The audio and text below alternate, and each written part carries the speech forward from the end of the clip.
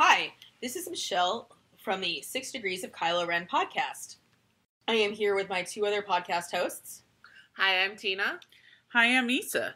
We have a little bit of a unique podcast for you today, and that we're actually all recording this from the same room. And the reason that we're all recording this from the same room is that we all attended DragonCon together for the last few days. For those who aren't familiar with DragonCon, it's a convention that's held in Atlanta annually that celebrates all things science fiction and fantasy, including films, TV, and books. And lots of interesting cosplay. We've got some great cosplay photos that we're going to show you from people that we've met while we were here, including one really interesting cosplayer that I think you're all going to love as an audience of our podcast. And we also attended some really interesting panels while we were here, and we're going to recap those over the course of this podcast. To get started, the first panel that we attended was the Last Jedi debate. The last Jedi debate. That's right. So we had on the panel, we had Brian Young, Bobby Lapierre, Shane McKay, Marianne Butler, and Patty Hopkins. And also John Hutchins. That's right. So the way this was divided out, you had 6 people with 3 on each side. 3 people really enjoyed The Last Jedi, while the other 3 just said it just wasn't their cup of tea for reasons we'll go into. One of those 3 really hated it, and he made that very obvious. Yes, he did. So the question that was posed was, why was The Last Jedi divisive? Well, they posed a series of questions, so we'll talk about each of these, well, the more interesting facets that came out of each of these. But the first one that was posed is, why was The Last Jedi so divisive? And that was pretty much, that question was the main crux of the panel. I had expected a multitude of reasons, and maybe it's just because I've been in the Reylo fandom for the last 2.5 years. I was thinking maybe there was just too much sexual tension for them to handle between Rey and Kylo, but that wasn't it, actually, and I was quite surprised. The conversation, 90% of it revolved around Luke. They didn't like Luke's arc. They didn't think he had enough screen time. They thought he was out of character.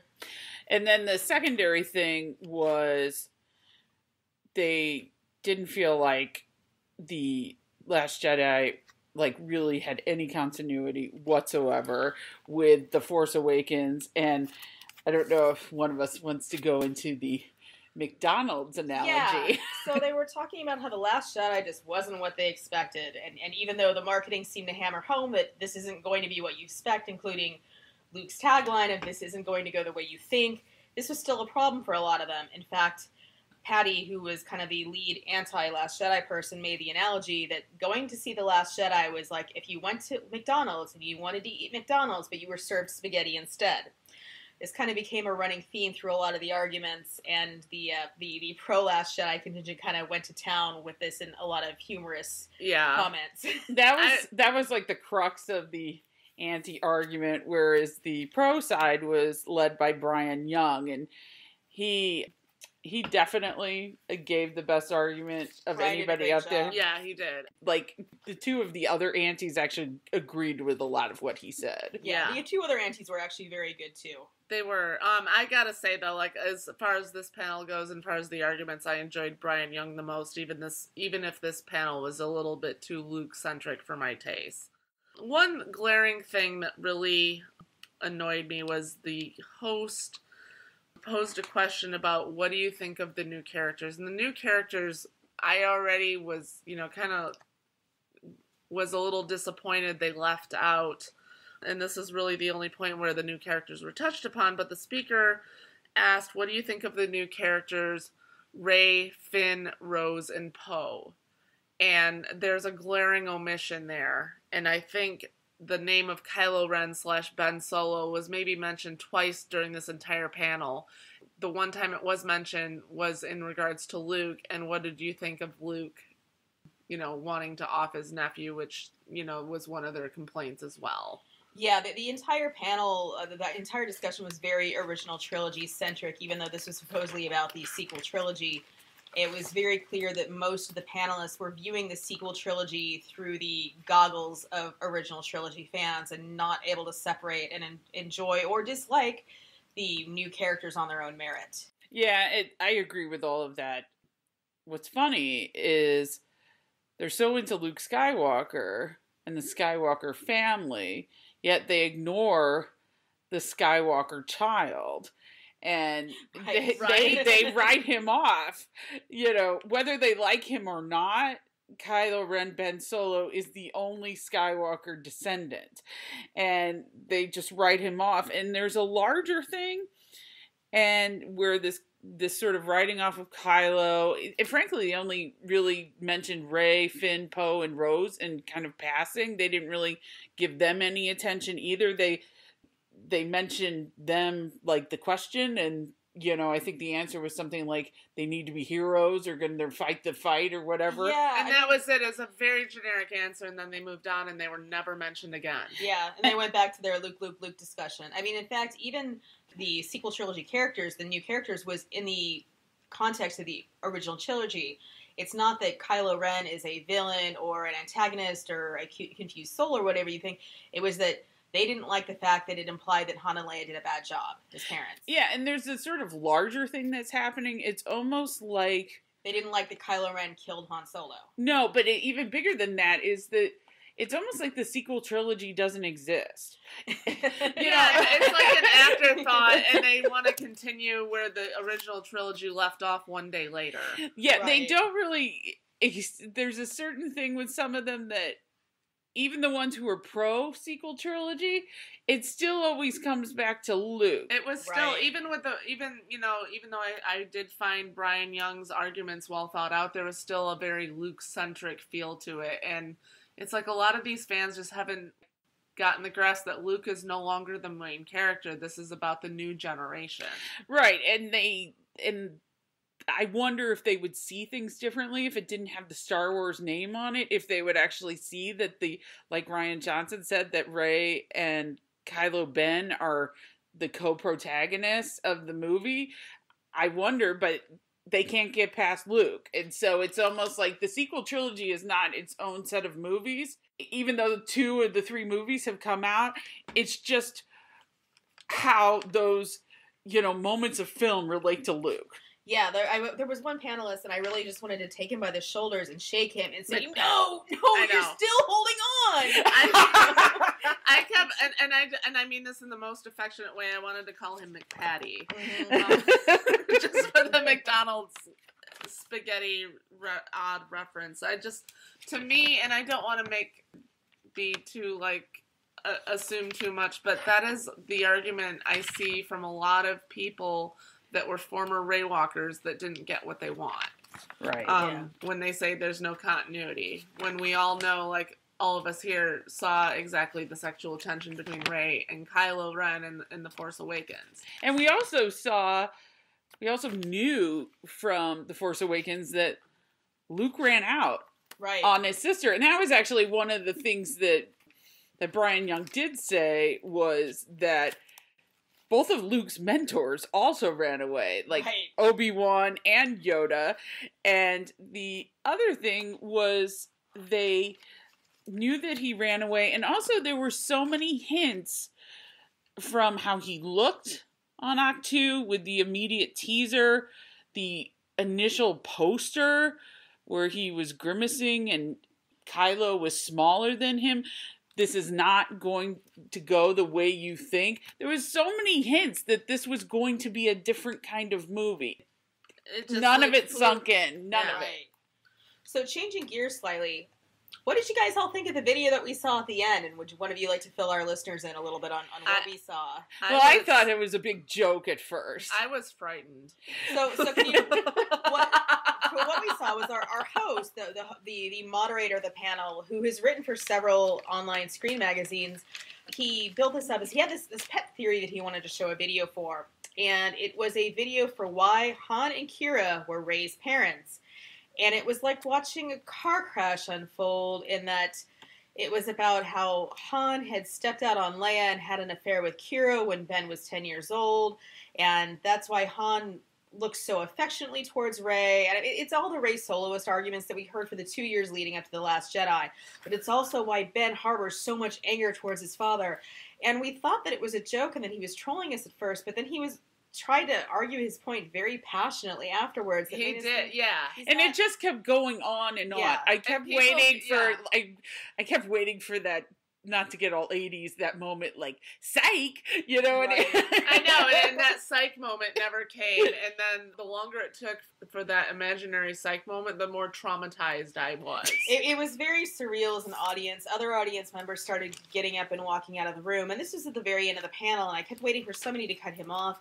Brian was doing a valiant effort of trying to argue with this person, and again, I thought they were joking at first, but they apparently weren't. And honestly, we left the room before it completely ended.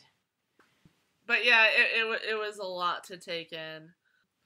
So one thing I know we got to wrap up on this, but one thing I actually did like, it was Luke-centric, but one thought that one of the panelists mentioned, the question was Luke Skywalker fading away appropriate?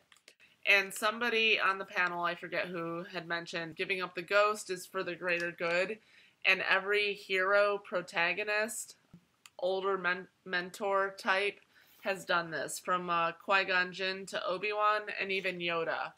They've done it in some sort of heroic way, saving somebody else.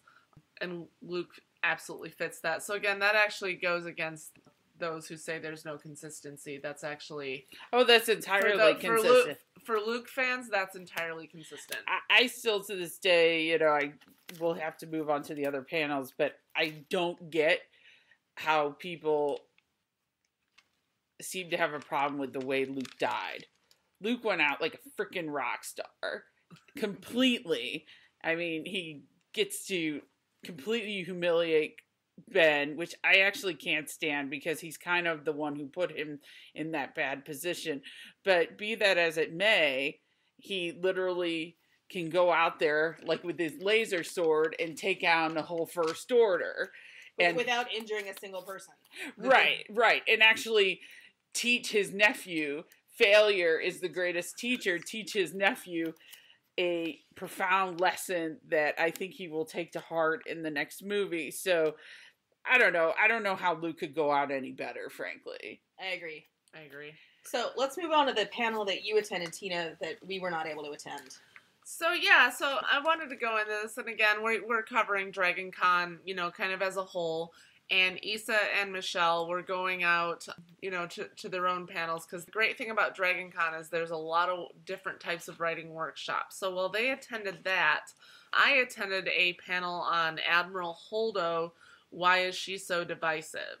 And honestly, I was kind of afraid, especially this was given right on the heels of the TLJ debate panel, the last TLJ debate panel, that Yes. I didn't, given the name, I didn't have high hopes because I honestly don't see Holdo as that divisive as a character. If anybody, it's her antagonist, Poe Dameron. Yes.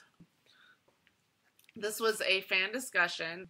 I believe there were 5 panelists. Unfortunately, I did not write them all, but Thomas Harper was the one that hosted, and Sue Kissweather was one of the panelists. So can you tell our listeners why they might have heard the name Thomas Harper before? So Thomas Harper is my freaking hero, by the way. So he conducted a mock court-martial of Poe Dameron at San Diego's Comic-Con this year for Poe's insubordination to Leia, along with disobeying Leia's orders, which got I can't even count how many Resistance fighters killed in the process while taking down a dreadnought. Does Tom have any military or legal credentials that we should know about? He does, absolutely. So he I believe is an Air Force officer, and he is a JAG attorney, justice advocate for the military. So he actually would either prosecute or defend military defendants. And those court proceedings do not go exactly like the U.S. constitutional ones. They have their own set of rules. They're a little bit less favorable on the due process, but he would know exactly how to try Poe Dameron. Exactly, and they showed little clips here from it, and it was fantastic. I had heard about it, but I had actually never seen clips of this. Later on, I'm actually going to look it up and watch the whole thing because Not only was Thomas Harper great, the guy that played Poe Dameron had me in stitches from Yeah. the clips that I saw. Without further ado, so this was about Admiral Holdo and why or why not she was divisive. And I was actually, this was one of the most positive forums I've been to as far as, me being in agreement with most of the speakers.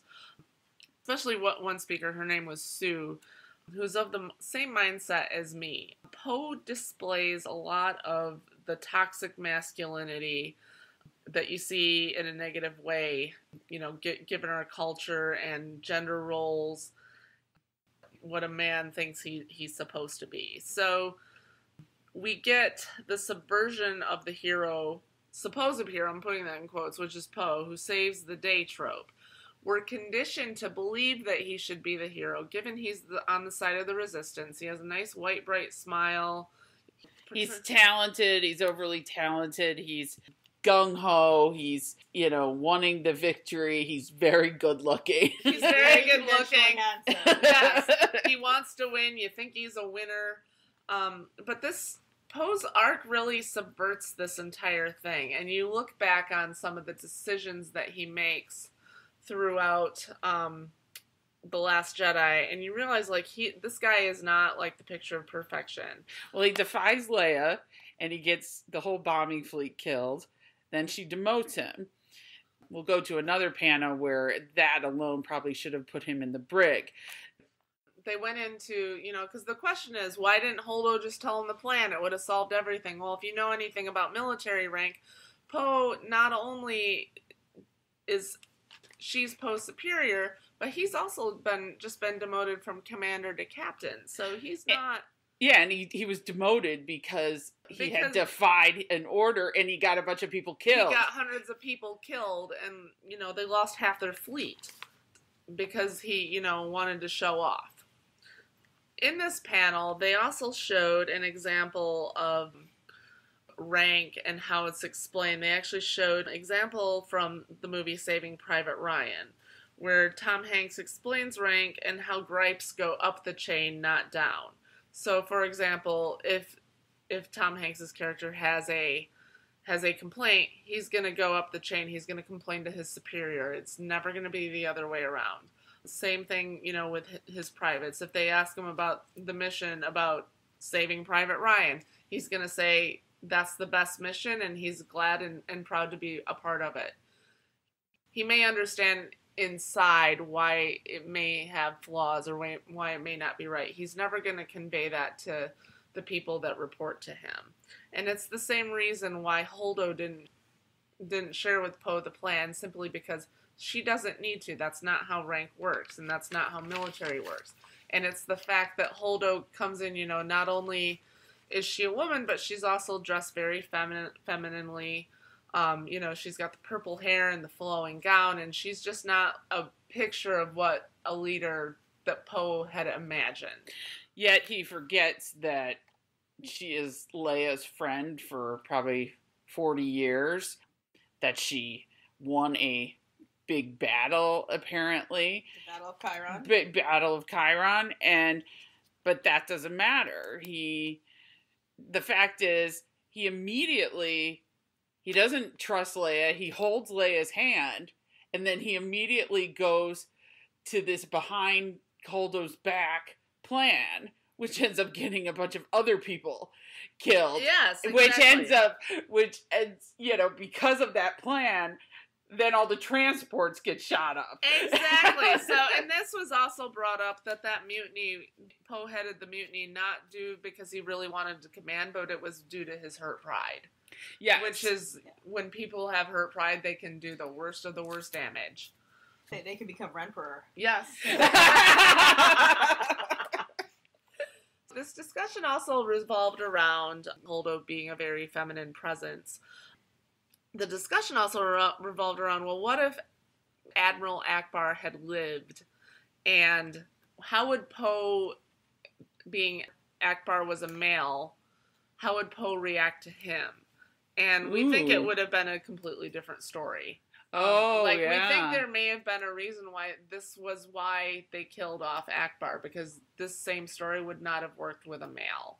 Now, to be fair, we already know Akbar. We've seen him, we've come to trust him. Where Holdo is a brand new character, so we don't know much about her. But still, even without that, when it's the same gender, two males, there's going to be a different dynamic. I think even a less feminine-looking woman would have had a different outcome because they made a very big point of emphasizing Holdo's femininity with her hair and her gown. That she was not what you'd expect when it comes to a stereotypical military leader, or at least a stereotypical military leader that you have in your mind from other films and fiction. And it shouldn't be weird in the sense, like, Leia isn't wearing a uniform either. She wears an elegant gown, so people have followed her. And Akbar would just, it's a trap, would have just, like, smack Poe over the head and, like, get off my bridge. And let's just throw Akbar out of that, where, okay, we know Akbar, but let's just say in The Force Awakens, there was that Asian officer. You only get a glimpse of him, but he looked like Miles from Lost. Yeah, but he was a no-nonsense kind of guy. Right. And there would be no discussion. He would not go to him like that. Right. We're almost out of time, but I just wanted to share this final thought. One thing that we did like especially about Holdo's arc, was the friendship, the deep friendship that spanned 40 years between Holdo and Leia is one of the very few female friendships we've seen in Star Wars. And that's, that was very refreshing to see. Yes. From that standpoint. And you could see the devastation on Leia's face. And what is crazy is that because of Holdo's, like, incredible sacrifice, she saves whoever can be saved. And we got to watch that again because it was just so amazing to watch on screen. Right. Yes. And then the final question, and I know we're on time here, but I thought it was an important question, had Poe learned his lesson? And there were arguments for and arguments against. I would love to see these negative, toxic male traits that we see in Poe be continued in 9, because I think, as much as people complain about continuity, for me, for him to be a bit of an antagonist, maybe, kind of a extremist on the side of the resistance of the supposed good guys, I think would actually be really interesting to see at 9. And I think there's reason to believe that that's still happening, because even though he has a lot of, like, indirect blood on his hands, you would assume he'd have some sort of guilt. And Ryan actually does an amazing thing in a matter of, like, 30 seconds when when Finn and Rose, like, crash in with that ship and BB-8 comes out.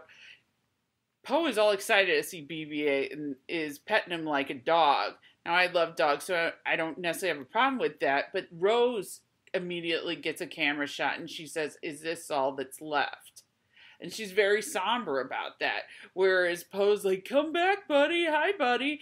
Which shows that he doesn't really grasp the gravity. And also, he does seem to learn, because he realized Holdo wasn't running away. But he also kind of trashes what she says. Yeah, what about that mangling of Holdo's quote? Right. It's so much more aggressive. Yes. So what did Poe say again? He says, "We're the spark that's going to light the fire that will burn the first order down." Whereas Holdo had said that it was going to restore the Republic. Yes. Yes. Poe's quote is much more aggressive. And it's much more, like, it has a tinge of violence to it. Yeah, it's more than that. And it goes against what Rose said. We're going to save what we love versus fighting what we hate. Yes. Yes. So I think there's potential that he will not be, and there's more to that we'll talk about in other panels, but Holdo was incredible, and I'm very happy that people sort of, like, recognize that, at least we saw some great Holdo cosplays while we were there. Oh my gosh, we sure did. And fortunately I got a couple we can share with you in this podcast. I hope you enjoy them. So moving on. Well, I think we have a general authors panel we went to. Yes, the Star Wars authors panel. And this section of the podcast will probably be pretty short. There was Timothy Zahn, Christy Golden, E.K. Johnston, Kevin Anderson and Michael Stackpole. Kevin Anderson and Michael Stackpole had written in the old expanded universe. I believe Timothy Zahn did as well, and I believe Christy Golden did, but Timothy Zahn and Christy Golden have now written in the new canon. And then there's E.K. Johnston, who wrote Ahsoka and the soon-to-be Padme. And I'm sure many of us Reylo fans are familiar with her for other reasons, but we'll talk about that later. We have a gatekeeping podcast. Yeah. Touch more upon that. So Tina and I went to some great author panels last year at DragonCon, and they didn't reveal a lot, but they did talk about a couple of things. They did. And this year they revealed even less than last year. They can't even talk about what Legends characters might be brought into the new canon. This is my sort of tin foil hat theory, is that Disney might actually like, to keep this interest in the old expanded universe going, because a lot of people... It takes the focus off the sequel trilogy and people like us who seek spoilers. Exactly. And so a lot of people come to conventions are people who like the old expanded universe, so they'll ask those questions. But people like us, because we actually asked some questions that kind of got a little bit of traction, I think, online. Yeah. But this time, they just really didn't give anything. E.K. Johnston said she knew nothing when writing Ahsoka. I get the impression that there's probably like a multiple tier situation. Some of the writers know more than others. I get the feeling Claudia Gray and Timothy Zahn get more information. I think that those two are kind of set in a higher realm than the other authors. Yeah, did you want to talk about what ended up being revealed about Claudia Gray? Claudia Gray admitted just a couple of months ago that she actually read the script for The Last Jedi in late 2016. So what's interesting about that is I remember I met her in person. She was wonderful. Loved meeting her. Fun to talk to. Met her last year at the panel, and she portrayed to give off that she gave off the vibe that she knew very little, like they hadn't revealed anything, everything was a need-to-know basis as far as her books were concerned. That was really interesting because we learned just a couple of months ago she had read the TLJ script in late 2016. And that goes back to Timothy Zahn as well at this panel. There's been a couple of quotes, and maybe you guys have them, maybe a better grasp on them, where he alludes to, and maybe it's a slip, maybe it's just our imaginations, but I get the feeling that Timothy Zahn knows more about 9 than what he's letting on. Yeah, he's made we'll talk about this a little bit more in the Timothy Zahn focus panel, but he has definitely made a few comments to allude to the fact that he knows at least a few things about Episode 9, because he's been told that he can't do anything with those in his books until 9 is out. Right. But yeah, we'll talk about that a little bit more later. So a panel that the three of us attended was the Thrawn panel, where Timothy Zahn was the main speaker, and Tina has not read Thrawn Alliances. Issa has read both the original new canon Thrawn novel and Thrawn Alliances, and I and Michelle have read Thrawn Alliances, which Issa and I loved it. We thought it was a really interesting book. It does a lot of interesting things from a writing perspective that you don't necessarily expect in a genre spin-off book like that. And we're going to actually do a dedicated podcast to this book coming up very soon. But it was really cool to get to hear Timothy Zahn talk about his work and talk about his characters, especially if you're a writing geek like me and you can just sit there and geek out over hearing about character development and the thoughts that go into the mechanics of writing something like this. We had a moderator who, I believe it was the woman who... Nancy Schwartz from the Tashi Station Network. So she had a set of pre-written questions for Timothy, and then they opened it up for Q&A at the end. And she had some things like she asked him how he had never written from Thrawn's point of view before. Yes. And he actually did that. Disney wanted him to do that. He kind of had to with this story. He did. I agree. For Thrawn Alliances. Absolutely, he had to. And he talked about, that he really enjoyed writing Vader and Thrawn as I wouldn't say allies, but they had to like work together. They were reluctant allies. And just for those, this isn't a huge spoiler, but if you're not familiar with Thrawn alliances, and we're going to geek out over this further in the Thrawn podcast, he actually writes from Vader's point of view with Vader as a protagonist in this book, which I thought was really groundbreaking given what we know about the character. And he seemed to really enjoy that. And frankly, if I was getting to write the book, I would really enjoy it too. Yes, and Vader is not actually completely crazy in that book. No. He is not his, Rogue One, let's chop everybody to the ground self. You can pretty clearly see the progression from Anakin to Vader and the characteristics with them still being two separate personalities. Right, and that was actually one of the things he mentioned about how they wanted a separation. But we'll talk that more in the Thrawn book. But one of the big things is he talked about a lot of his characters from both of his books and how he has plans for them. Eli Vanto, Commodore Farah.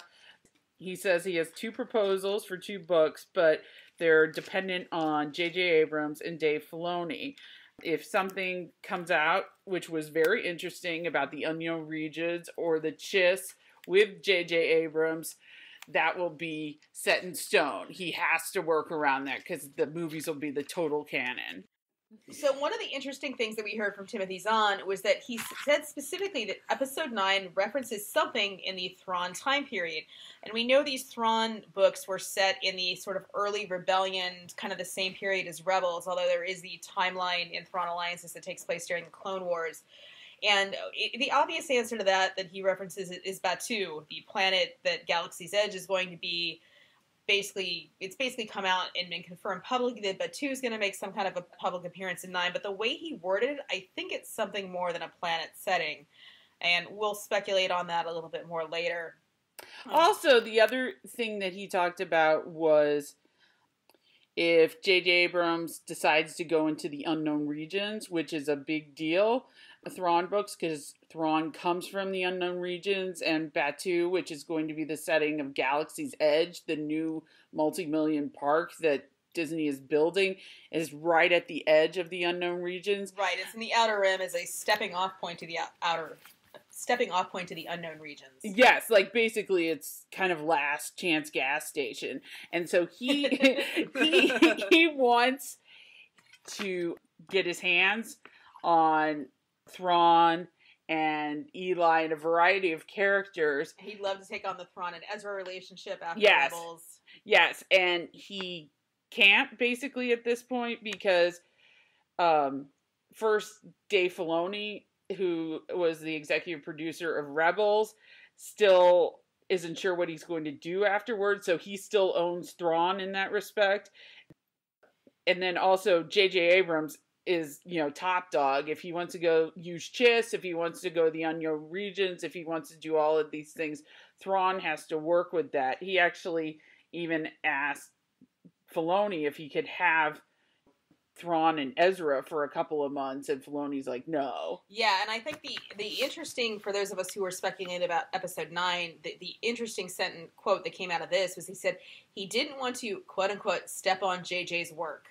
I think he wouldn't come out and say it. He's, gave the whole company line of, I don't know anything about 9, but I can't really do something because, JJ's going to do something, or JJ needs this, or I need it on lockdown for JJ. So there's something interesting that's going to happen on Batuu, and possibly with the events of Thrawn Alliances in the unknown in Episode 9, whether it's they bring back the Griscalians, or something to do with the hyperspace travel, which is kind of strange there. Right. There's a lot of interesting options surrounding Batuu. And earlier, before this panel, I could have sworn that I saw something, and I think he's backing up now, because he said that he said before that there would be 2 books, but they wouldn't come out until after Episode 9. Yeah. Now he's saying he just has, 2 proposals that are blocked by Episode 9.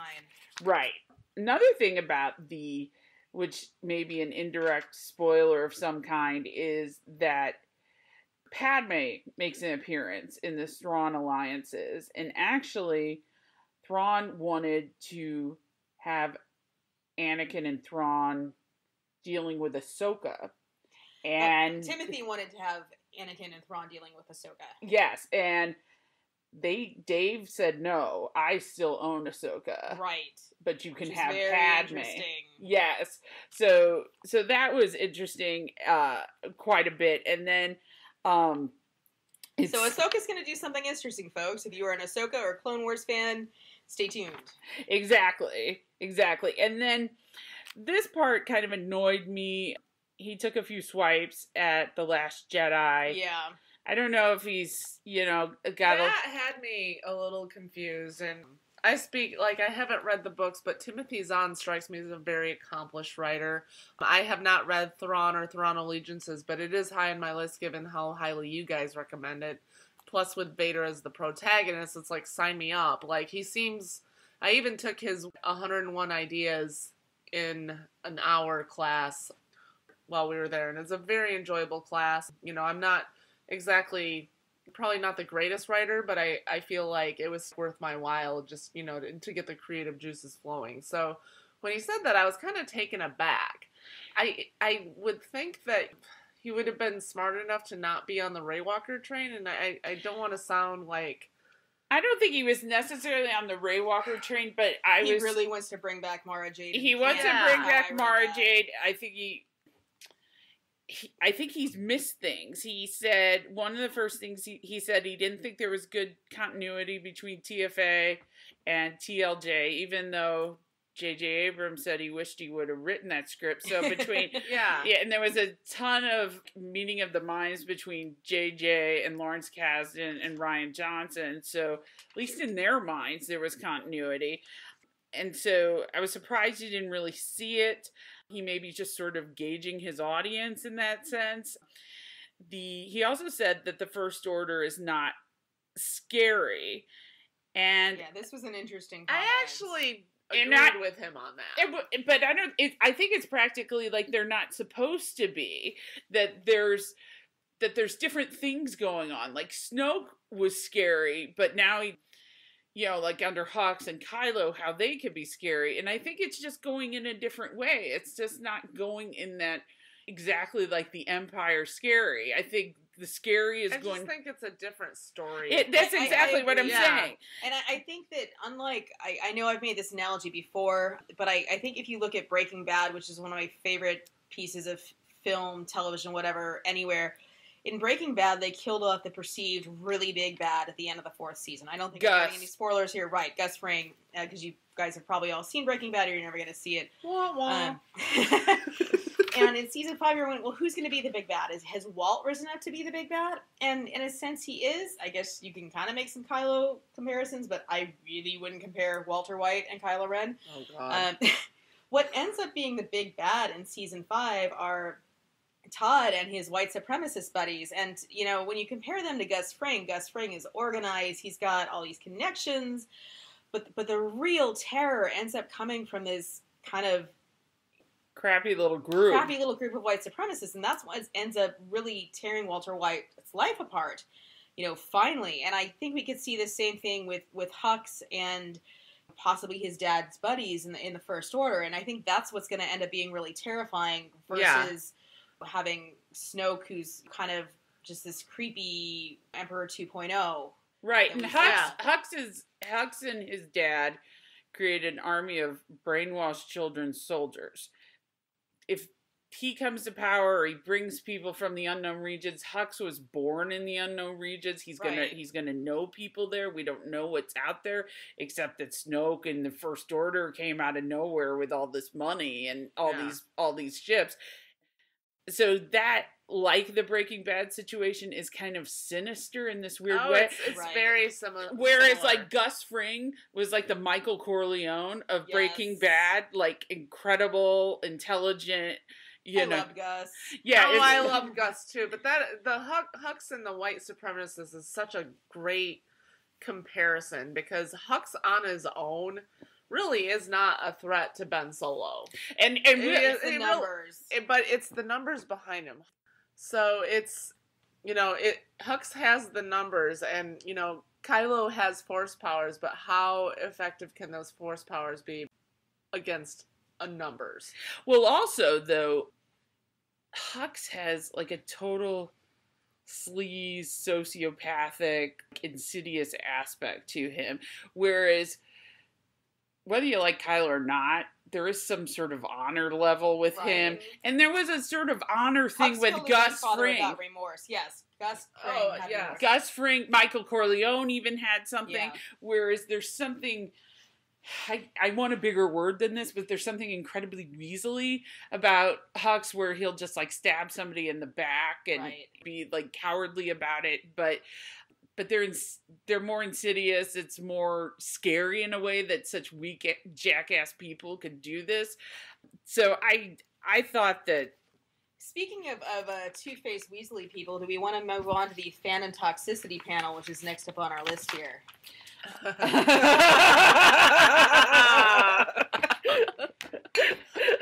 Well, I guess we could do that.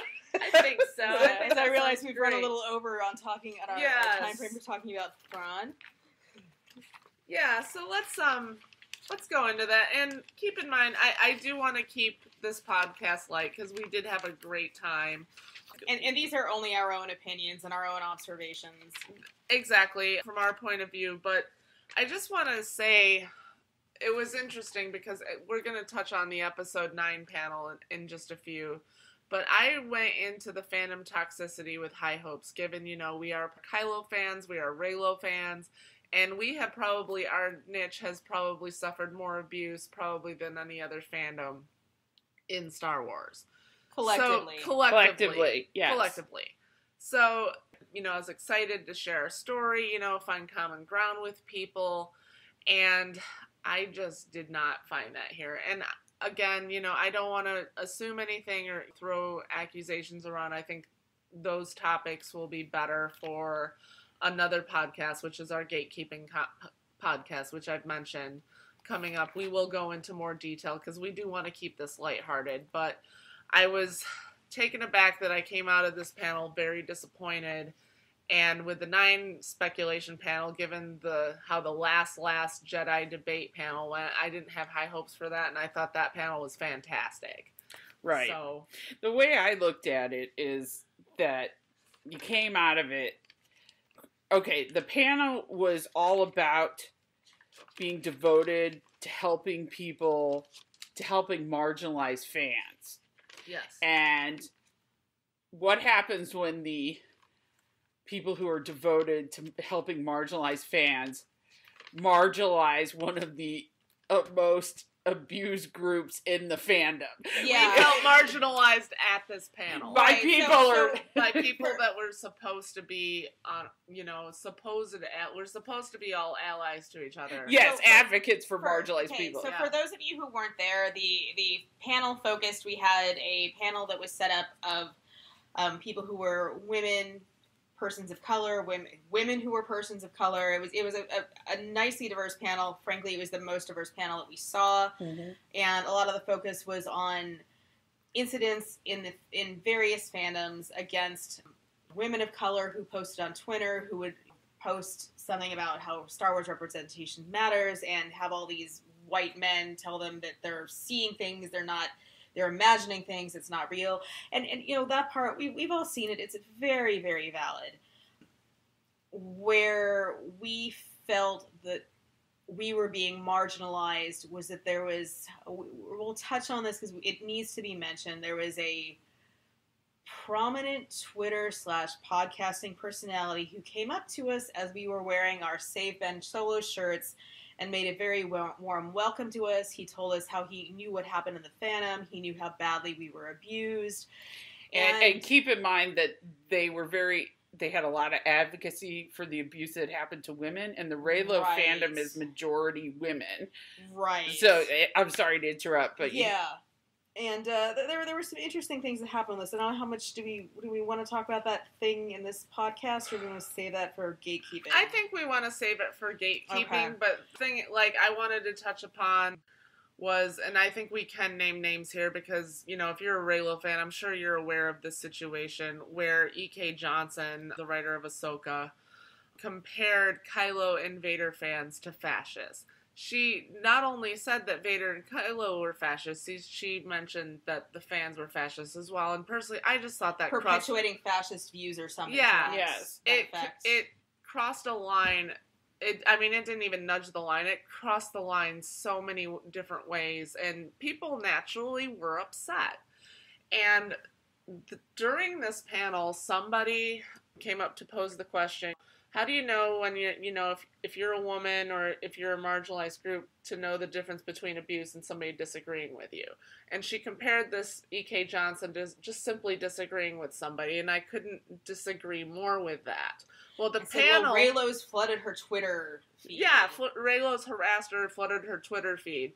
And personally, I saw this whole thing unfold, and I really didn't see anything that crossed the line other than saying, hey, this isn't cool.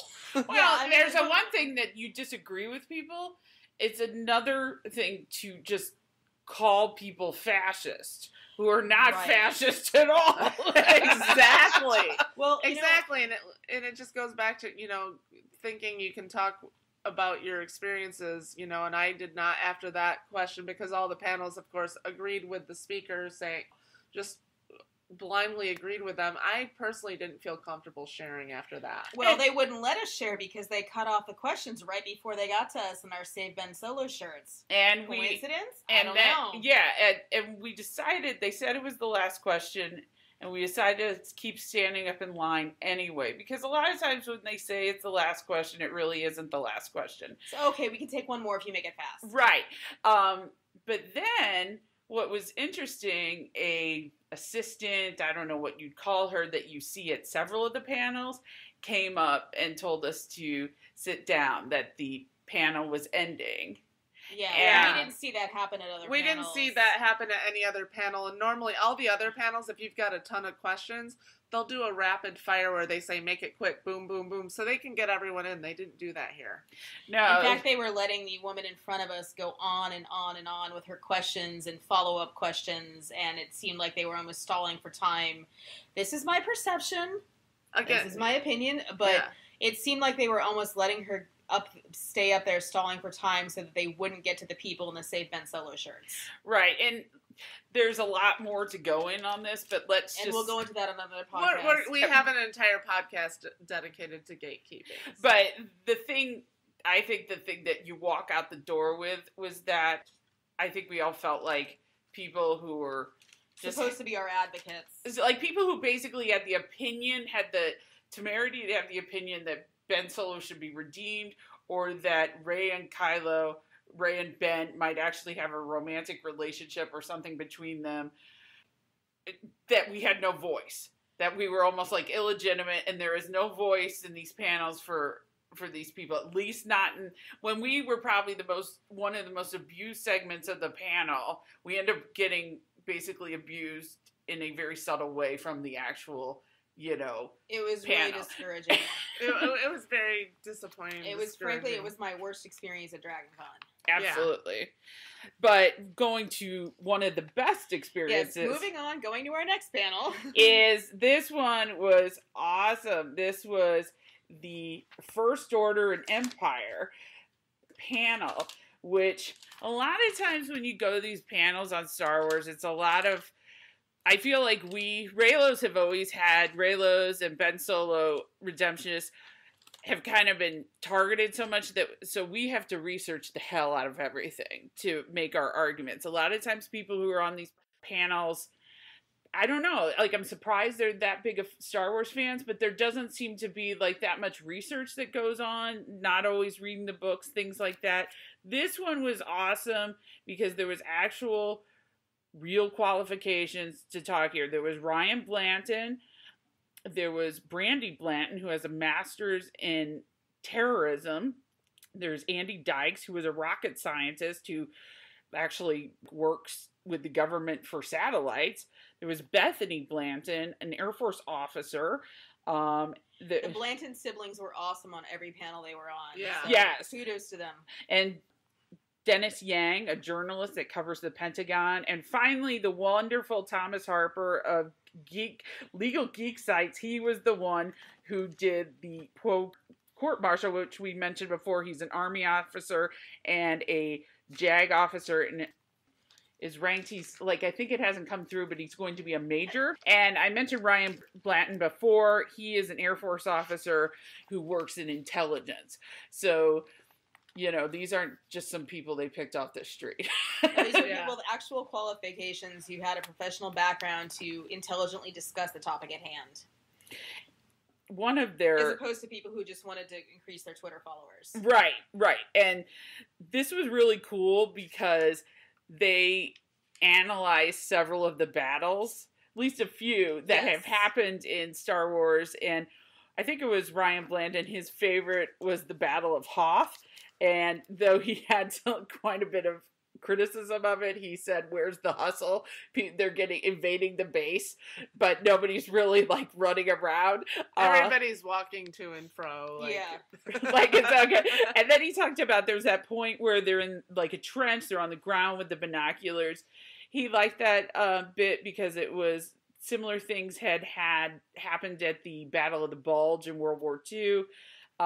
He talked about how that was the showcase of the Empire's, you know, might, but we'll get to it soon, but there's also a connection between how Vader acted in that battle and how Kylo acted in the Battle of Crate. Yes.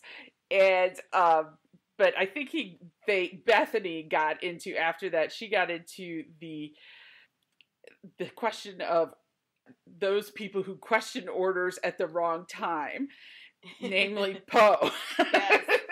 Well, I like, you know, they did some really interesting comparisons between the battles of Hoth and Battle of Crate, and, you know, beyond the whole white planet thing, I wouldn't have seen necessarily that many similarities before. Oh, and they both had, you know, giant walkers. But I love how they pointed out, where was the air support at the Battle of Hoth? Yes. Oh, well, hey, they got air support at the Battle of Crate, but what do? They send all the air support following after a single ship. Right. And then the whole thing was like comparing the Imperial to the First Order. Yeah. And Hoth was, you know, a show of Imperial power. They had time to build. They also had the advantage of Palpatine's battle meditation. Versus the First Order, who kind of don't know what they're doing, because if you read the books, all of the officer class, except for a few leftover Imperial people, are sort of brainwashed people that Hux's dad trained. So they're kind of like drones. And they don't have a lot of real battle experience, they pointed out. They may have been groomed their entire life for these positions, but they don't actually have real battle experience, and anybody who's worked in a professional field can tell you experience counts for something. It does, and the ones that do have real experience, like Captain Kennedy and Captain Kennedy. Yes. We love and I loved how in the novelization they go into Captain Kennedy's thoughts about, you know, these little sniveling snits like General Hux. I was just so entertained by those little excerpts in the novel that you don't really get in the film. Well, but the thing is, Captain Kennedy in the film, you get like 2 minutes of him and he's fantastic. That is true. Face at the end when he knows that the dreadnought's gone. Well, one of the things they talked about is that the First Order has the equipment, and they actually have a few generals and or captains that know what they're doing. But because they're so built on nepotism, you know, like Hux getting the role, and because they're so dysfunctional, because they give the generals and below Hux have no autonomy. No autonomy, no chance for innovation. Every single order has to be approved by Hux. That's why Kennedy couldn't drum up the fighters 5 minutes before. Right. 5 minutes ago. So they also talked about aesthetics, too, between the Empire and the First Order. And the style points, I believe, went to the First Order. Right. As far as, you know, Hux's overcoat also doubles as a mop. Yes. Of course, you also have the Nazi comparisons with the First Order. The SS comparisons, specifically. The SS comparisons, especially with the giant flags in the background. The swastika flags that were, right. There was a definite, like, Lenny Riefenstahl aspect to Triumph of the Will, to the way JJ shot that scene. Yeah. I do disagree with them. They said that the Empire was more of an Imperial force. I could see that, but I felt like the way the Empire was styled in the past was actually, and I guess this would be Imperial to the sense, but it also crosses into fascism. I always found that the outfits for the Empire were styled after the Japanese army during World War II. There was a little bit of that. So I don't feel they were Imperial like the British Army. I think it was more of like an Imperial Japan situation. Mm-hmm. But one of the things they got into, because they weren't, let's just say it, they were not impressed with Kylo and Hux's leadership at all. No, they were not. And they also mentioned, they said, with Vader, if you disobey Vader, you're dead. There's no question about it. He's going to kill you. If you disobey Kylo, he's going to scream at you, and it's going to get uncomfortable. It's going to be awkward, but you're probably going to live. And he's going to go destroy a computer terminal somewhere. Yeah. Well, which actually just goes to show that Kylo is not a villain like exactly. Vader is. He is not Vader. Well, they also talked about how this was, and they didn't really say this, but in the end it all means is that basically Skywalker's like let their personal business like screw them up all the time. They talked about how on Hoth the goal was to destroy the base. Yet because Vader was looking for Luke, he actually freaking walks into the base. When they should have just annihilated it. Yes. And so that's his personal business, which actually kind of, they had like a victory there, but it could have been an absolute victory. Right. Luke, of course, runs to Bespin, even though he's told not to and he doesn't have appropriate training. And actually in the Battle of Hoth, Luke's over-enthusiasm, cowboy kind of thing ends up getting his co-pilot killed. Right. And then there's Kylo on Crate, which is all day personal. He's really upset that he thinks his girlfriend like betrayed him, so he just goes all the way crazy. And then it was cool. They talked about that they felt like the First Order had some technological advantages, that now the TIE fighters have light speed, they have fighter shields, they're also more mobile. But they brought up that they put all their eggs in one basket. They have their factories on the capital ship. It's on the Supremacy. Right. Everything's there. Which is the same problem that the Empire had with the Death Star. They put all their eggs in one basket. Yes, and all Haldo had to do is go right through it, and it's all done. Holdo maneuver through it. Exactly. Yeah. And so, but what was really cool, I like this, where they talked about how both of them leaned on resource superiority, and how in terms of the Empire, part of it was pseudo-theocracy. There was two different empires. In A New Hope, before Tarkin died, Tarkin seemed to have more authority over Vader, but once Tarkin died, it became like a theocracy where you had Force users running everything. But even then, the average stormtrooper didn't know that the Emperor was Mr. Sith Lord. In the First Order, Snoke seems to recognize that he recognizes he needs people who are not religious. So Kylo and Hux kind of balance each other out. And the First Order actually completely decapitates the Republic. And so they talked about what happens in 9, what they think. They talked about how now that everything's in chaos, the Resistance has 4 people, there's no Republic, probably the Resistance is going to have a guerrilla warfare situation, and they may get people coming. So they talked about, and this is cool, it makes you think about the Iraqi situation, certainly like Israel, Afghanistan. They said they have to shift to a counterinsurgency. Yeah, so did they think that the First Order was really prepared to withstand guerrilla attacks? No, and not at all. And so they also talked about how it was kind of like First Order acts like Sparta. They leave no art behind or anything like that.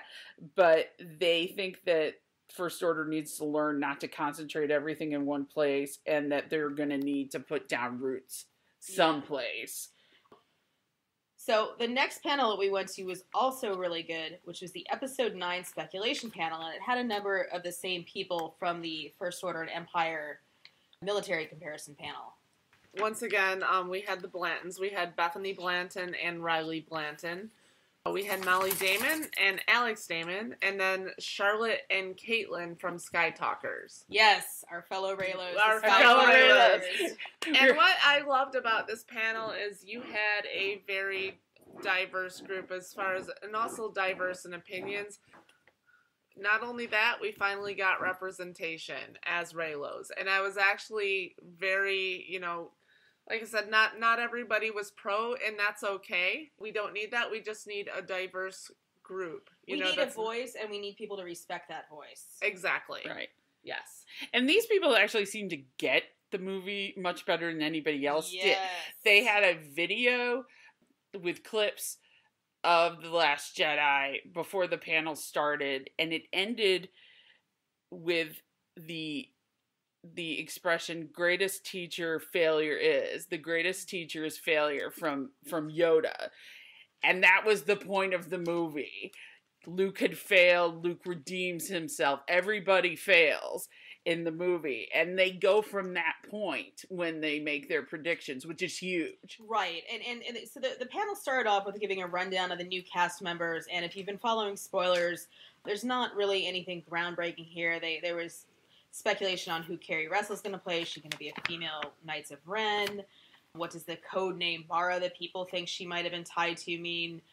Again, nothing, if you've been online, nothing that you haven't seen. But it was cool to see them go down that route of who might be playing what of the new cast members. A little bit more interestingly, then they went into the returning cast members and where we think that those character arcs might go, starting with Luke. And as opposed to all the other panels that we had been to earlier, it wasn't Luke, they're going to Gandalf Luke. Luke's going to be resurrected, blah, blah, blah. It was, yeah, there's two options for Luke here. Luke is likely going to be a Force ghost, or we might see Luke in a flashback. And that was it. And then we moved on from Luke to Leia. Do one of you guys want to talk about Leia? I think I'll talk about it. And then one of the things I thought, they're using archive footage. They took a lot of footage of Carrie Fisher for The Force Awakens, and they're going to use that somehow. It was very hard for the panel to predict how that was going to be used. It's hard for anybody to predict at this point. They did point out, though, that there were a number of scenes we saw just even in the trailer for The Force Awakens alone that didn't make it into the movie, and they were speculating that there's probably a bigger archive of Carrie Fisher archive footage than we're even realizing, just from scenes that were cut. And knowing that there were scenes with Han that were cut, I think they might be dead on with this prediction, that they might have a bigger well to pull from than we might think. And I wonder if this was given the original three, given their age, if this was not done as kind of an insurance policy for each of them. And the unfortunate fact is now they have to use it with Carrie. And actually, I had the thought, I agree with you, both of you on that. My hope is that, remember how Leia says to Han, there's still light in him, I know it. And I would love it if they actually had something where she had some sort of force connection or thought thing, where even just a whisper of something she says to Ben. Yes. I would freaking kill for that. I think you and me and everybody else. Well, when Carrie unfortunately passed away, there were articles that initially said there were 2 scenes planned for the 2 future movies, which at the time was The Last Jedi because it wasn't out yet, and Episode 9. And those 2 planned Leia scenes were a reunion with Luke and a confrontation with her son, Kylo Ren. Now, we know we got that reunion with Luke of sorts in The Last Jedi. So I'm wondering if there was maybe something planned to confront Kylo or reunite her with Kylo, that maybe they had some kind of insurance plan, that they've got some of that footage they could use and splice it together with current footage from Adam to make that happen in Episode 9. I know there was definitely a behind-the-scenes picture from The Last Jedi where Adam and Carrie Fisher were in the same room in costume. Yep. Now, maybe that was for a photo shoot or something like that, or maybe it was for something more. So we'll cross our fingers that they got some awesome stuff, because that was absolutely going to happen. Leia was going to talk to Ben. That was Right. going to happen, and that was going to be extraordinary. So I hope that they can do something with that. Yeah, I just feel like, given that TFA was Han's movie, TLJ was Luke's movie, Episode 9 was going to be Leia's movie, and it's just such a shame, she's not here to complete that, and I believe there's going to be a lot of stuff that we would have gotten that unfortunately has to be left on the table. Or they're just going to have to present it in a different way. I think that Luke will probably get more screen time as a result. And then they've also brought in Lando, Right. Billy D. Williams. So I think... Which might be a late ad for all we know. Yeah, Right. and I Signs actually... pointing to that. Yeah, and I think that Lando may be a late ad given, I think now, and I wish I could have asked the panelists this, particularly, I believe it was Bethany Blanton, how many times they think the Episode 9 script has been revitalized, rewritten, given Colin Trevorrow's departure, given Carrie's passing. I think we're now on number 4, and with these late additions of these new cast members, it almost seems like there's a 5th rewrite with the script. Yeah, there's been some rumblings of that. There was another source, Star Wars News Network, which generally hasn't been all that reliable in the past, but they actually put together a timeline, which is not just speculation, of events involving supposedly Junas having to rearrange his schedule because he was suddenly going to be on the Episode 9 filming schedule when he hadn't anticipated being. Billy D. Williams had been signed up for a con that was going to take place in September, and he had to cancel that. And then all of a sudden, this flurry of new cast additions that started once filming had already started just kind of points to there was at least a storyline that's been rejiggered in some way since JJ turned in his script copy that got approved.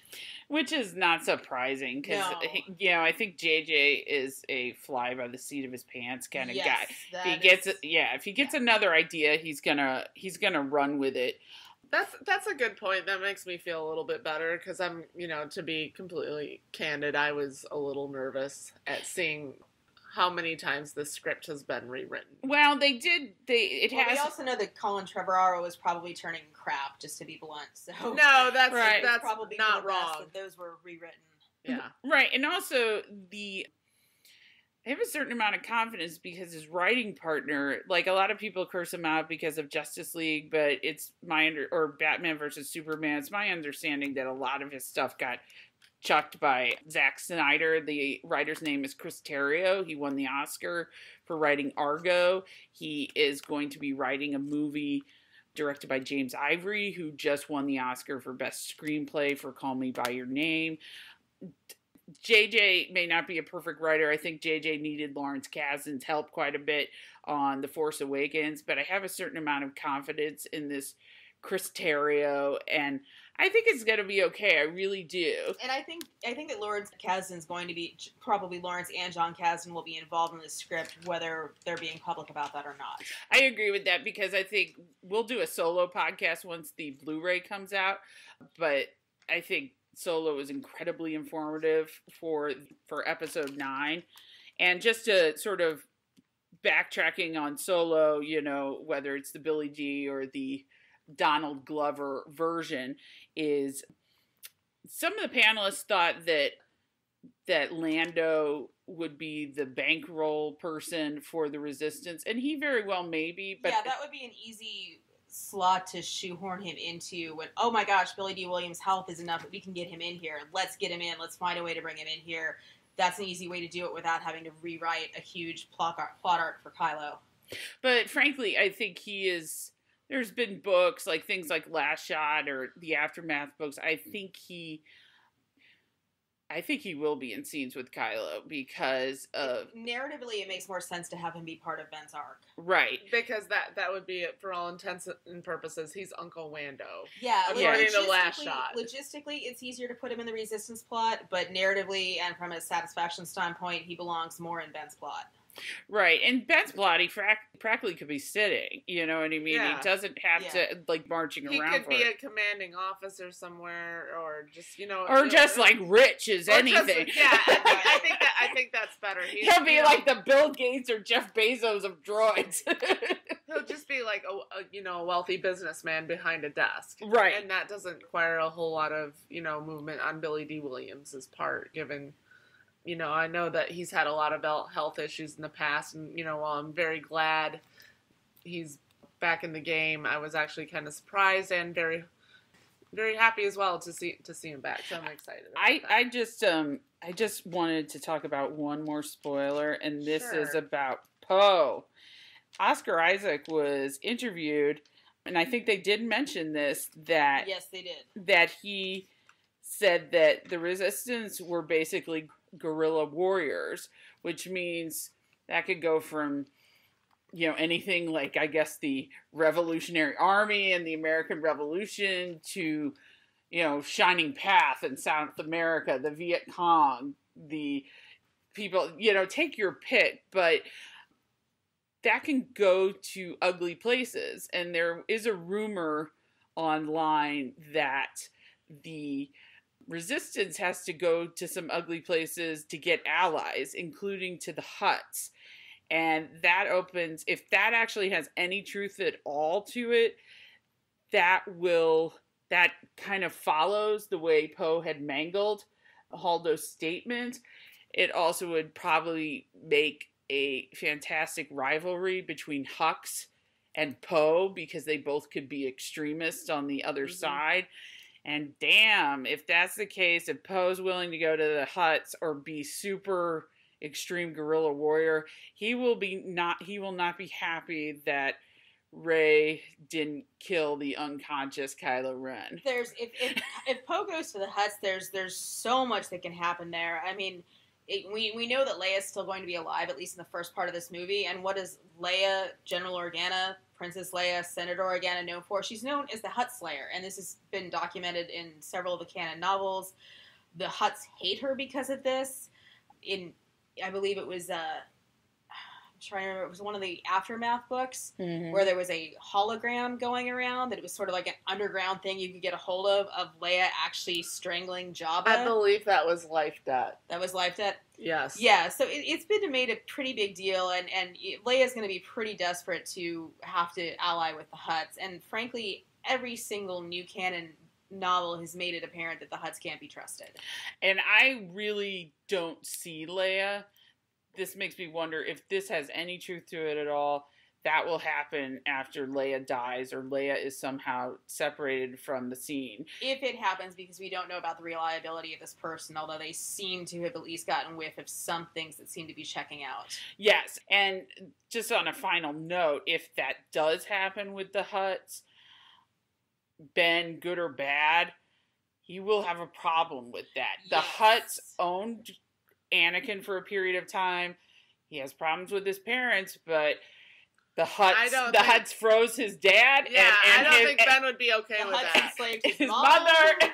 Yeah. So if that would be like kind of really nice and complicated, because personal. It could be a really good personal catalyst for Ben to join the fight. Maybe actually help out the Resistance. I don't know. That's my headcanon. That's my speculation. It just muddies the waters. Yeah, exactly. I want to get in one last comment before we wrap up this panel, because I know we've run way over, but I just want to assure all of our Reylo fans out there that when they brought up the topic of Reylo, there was a huge cheer from the audience, and the panel, while it was split on whether thinking that Rey closing the door on the Falcon just completely meant the end of things versus our friends, the Sky Talkers, thinking that yes, Reylo is still going to happen, they still have this connection. There wasn't anybody who said Reylos are crazy. There wasn't anybody who tried to retcon Rey's parentage and say, oh, they're going to be related. At least it was acknowledged that Reylo was in the movie and will play some part, whether good or bad, going forward. Here's what I loved about that. Not only was Reylo touched upon, because, I take notes on all these, and I had a big note that said Reylo finally acknowledged when they first brought it up, very early on. Not only was it brought up, but Reylo was central to the discussion for probably about 70 to 80%. of the discussion, and I can't tell you as much as we've gone off on about other things. How refreshing that was. Yeah. So we do have to wrap up this and move on to the next and last panel, which is Galaxy's Edge, coming in 2019 to the Disney parks. So in summer of 2019, we have Galaxy's Edge opening. That's in Disneyland. That's at Disneyland. And then in fall of 2019, we have Galaxy's Edge opening in Disney World, which will cover 14 acres, and it is a totally immersive experience. It takes place on Batuu, which is, it's going to be in a city that's completely off the beaten path. And what's even more awesome about this is it's a completely immersive experience. And what I mean by that is it's immersive to the point where they don't even sell merchandise in the park that takes you out of the experience. You will not see any Episode 9 shirts, whatever they name it. You will not see any The Last Jedi shirts. You will see products that would be sold in this particular city on Batuu. Maybe, coffee mugs. I'm trying to think of, shot glasses for the cantina. Yes. Bags of grain. They will have, they want you to feel like you are part of that. They'll have a place called Oga's, that's spelled O-G-A, Oga's Cantina, where you can have a drink. And the good news is for Disneyland, and I am a Disneyland connoisseur, this is the first time you can drink in Disneyland parks and not have to move over to California Adventure to catch, a cocktail. So that's pretty awesome. And the interesting thing is Galaxy's Edge is going to be set in the sequel trilogy time period that has come out, that's been confirmed. And in the concept art for Oga's Cantina, they actually showed a First Order era stormtrooper, which is interesting because the tagline, or one of the taglines associated with Galaxy's Edge, is that it's a good place to hide out from the First Order. It's a good place for people to hide. It's off the beaten path. So I think it was interesting that there was a First Order stormtrooper in that concept art. There's a lot of significance in Batuu as well. Batuu's the planet. Black Spire is the town. Black Spire Outpost. Black Spire Outpost. Black Spire is mentioned in Solo, the movie. It's mentioned in the latest Thrawn Alliances, and there's 2 visits to Black Spire by Anakin Vader.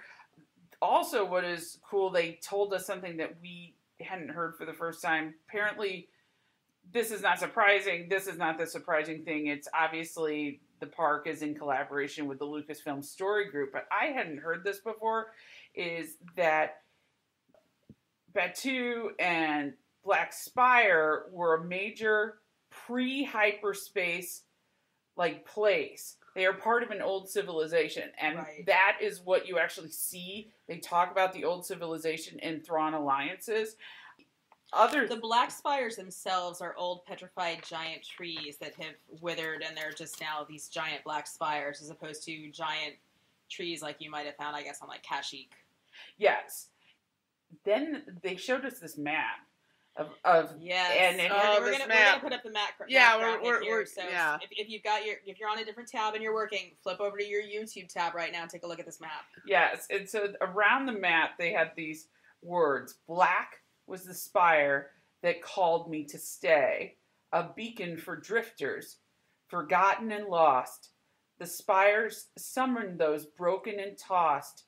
Come stay here forever, or just pass through. Black Spire forever changes you. That just makes me, if the inspired headcanon that brings to mind comes true, that just makes me want to bawl my freaking eyes out. Yeah, the broken and tossed. Broken and tossed. And forgotten and lost. Who on earth could that apply to? Oh, man. Following the sequel trilogy. And also, it's interesting, there are things online where you can see when they have the concept art for Black Spire for Galaxy's Edge that it's very green and lush looking, and it's mentioned to have exotic birds and things like that in the Thrawn book. And there was a picture taken of the Millennium Falcon in a forest, a thick forest. It was in England, but they had also added ferns and palms, and vines. And there was also a set of pictures put in, I think, the Sun, which showed Poe and Finn in a grassland setting. Right. The yellow grassland setting that looked completely different. So I think the Falcon is a Batuu. I don't know if Rey's alone or where Rey is and she's separated, but there's something going on there. Yeah, I think the Falcon's parked on Batuu there also, and this is a very light spoiler for Thrawn Alliances, but one of the things that came up in Thrawn Alliances is that smugglers and other people who don't want their ships to be seen would hide their ships in one of the forests on Batuu. Yes. And then this is just... Here, you go ahead, and then, because then I have just a bit of Disney trivia. Yeah, so, like, I was actually interested because, like, I'm a Disney... I know there's all kinds of spoilers, like, set around Batuu, you know, that could possibly affect Episode 9. It could be a major part in Episode 9, which is exciting. But my husband and I both have been fans of Disneyland forever. We used to go twice a week when we lived out in Southern California, so it was very much part of our lives. So... What's exciting about this is not only the immersive experience like takes you to like a whole nother level. They track your activity in the park, which maybe from a Big Brother's standpoint sounds frightening, but it sounds really, really awesome. Like, for example, how you fly the Millennium Falcon will determine how the cast members interact with you. I'm not sure exactly what kind of technology they use, but maybe you're given a wristband or maybe it's used through the magic bands, which I don't know how familiar you are with Disney, but they give you magic bands to track, go from park to park. Yeah, they were speculating that the Disney World version would certainly use the magic bands, and they would either need to expand the magic bands to Disneyland or come up with some other similar technology. And also, the cast members that they hire, it's a pickier hiring process than just the regular cast members throughout the other Disney parks. Yeah, they were looking specifically for actors. Yeah, they really want people to act, like they are part of the Star Wars universe. Well, and this kind of, you were talking about a little bit of the Big Brother thing. One of the questions from the audience was that they could find a lot of stuff online about the Disneyland Galaxy's Edge. There's going to be two of them, one at Disney World and one in Disneyland. And there was a panel member named Andrew Desky. I don't know if I'm saying his name right, but he is a development attorney in Central Florida, which makes me think he's involved with a lot of land deals. And I think he probably knows what he's talking about, what happens in Central Florida.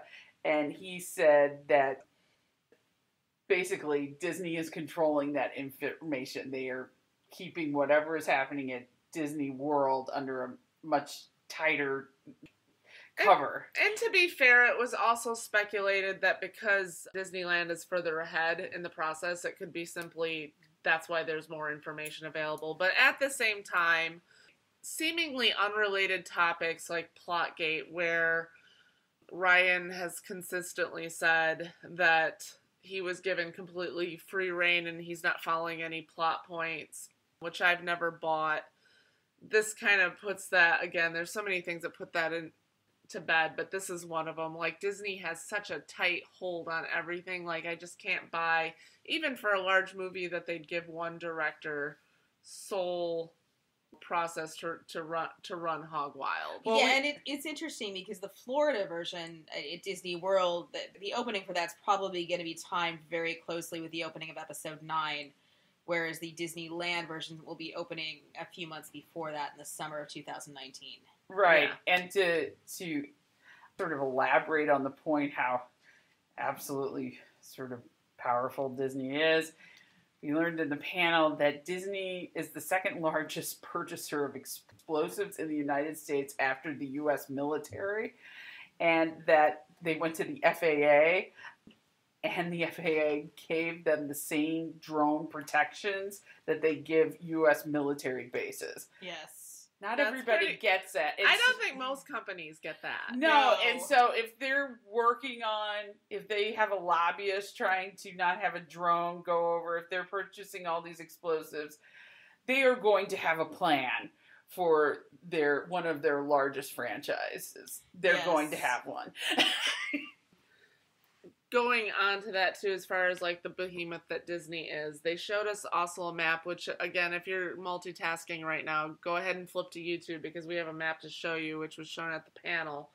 Disney World, if you look at it as a whole, covers all of San Francisco as a city. Yeah, it takes about the same amount of square footage or square mileage as the city of San Francisco. So I thought that was pretty impressive. I mean, I knew it was big. It's much bigger than Disneyland, which I actually have a preference for Disneyland because of that. I know it sounds counterintuitive, but it's easier to get around, I think, in Disneyland. It's easier to walk to places, but anyways, that's another topic. But it was just still very impressive about the sheer size of things, the physicality. Yeah, whereas comparatively within the city of San Francisco, Disneyland takes up the size of one of the smaller to mid-sized districts. So if you've got the entire Disney Parks land compared to, in Florida, compared to the city of San Francisco, then Disneyland itself is maybe the Richmond district. Yeah. And then one final piece of trivia, John Williams with Michael Giacchino will return to score elements of Galaxy's Edge as well.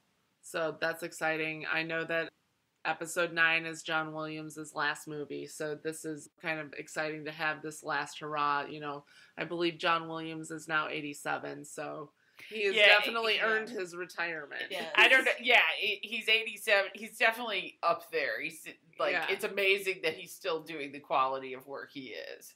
Yeah. That being said, my final thoughts, if you guys want to move on, just for DragonCon as a whole, we had a ton of fun last night. We found a Kylo cosplayer. It was TFA Kylo, full mask, black robes. We walked up to him wearing our Save Ben Solo shirts and, wanted our picture taken and said, we want to save you. And, and the guy taking the picture, and this was so, sweet. He had, the voice modulator and everything. And through, the voice modulator said, he goes, I hope so. And I hope so. It was I was like, oh, that's so. then we have a picture of we have a special cosplayer. We actually have. Which one was that?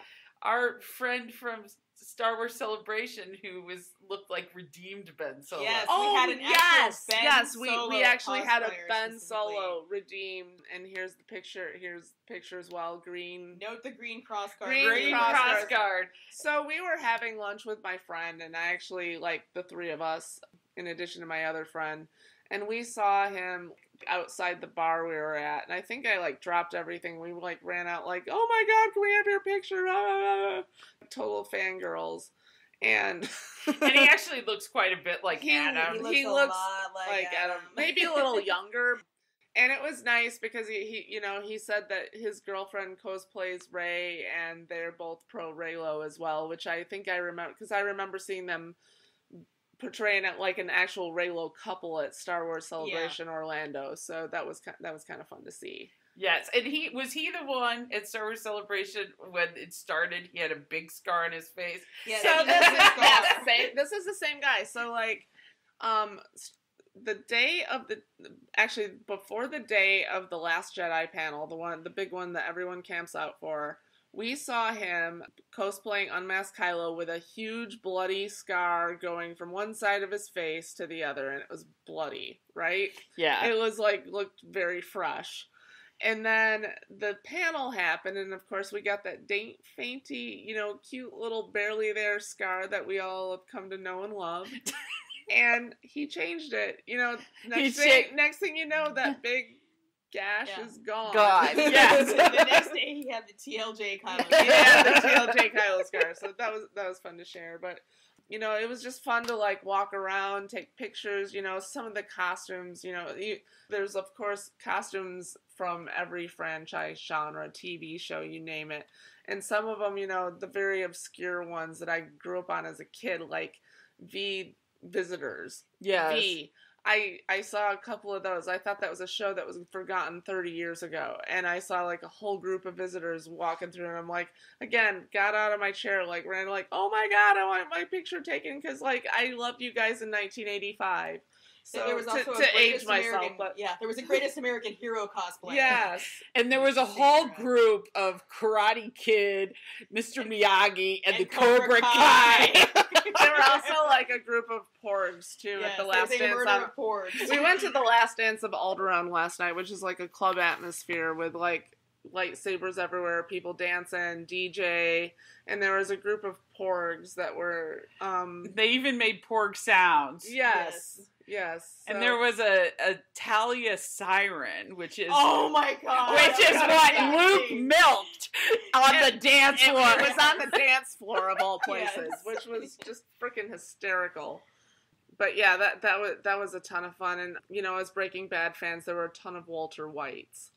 There Heisenberg. There was one Walter White in the big yellow hazmat suit, and then there was other ones that, you know, did like the Heisenberg with the hat, you know, and the little goatee and glasses and, you know, normal everyday clothes, but those were really entertaining. And then just as we were leaving today, there was a set of basically like Rivendell elves, which were doing like a chorus that was just ethereal and beautiful. Yes, they were singing. Yes, it was amazing. Yes.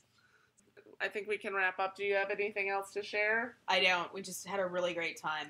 Fantastic time. Can't wait to do it again next year. So if you ever have a chance to go, I encourage it. You can do all kinds of things. There's gaming, anime.